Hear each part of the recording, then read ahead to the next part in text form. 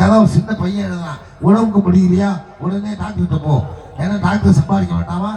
Doctor எழுதி கொடுத்த மாதிரி மெடிக்கலில் போய் வாங்காம இருந்துடாத. மெடிக்கல்காரன் சம்பாதிக்க வேண்டாமா? ஆனால் எழுதி கொடுத்த மாதிரி நீ தின்னு கூடாது. ஏன்னா நீ உயிரோடு இருக்க வேண்டாமாங்கிறான் இன்னைக்கு உள்ள பிள்ளைய. அதுக்கு தகுந்தமாக வாழ வேண்டிய உலகத்தில் வாழ்ந்துட்டு இருக்கோம். விவசாயிகள் வாழணும்.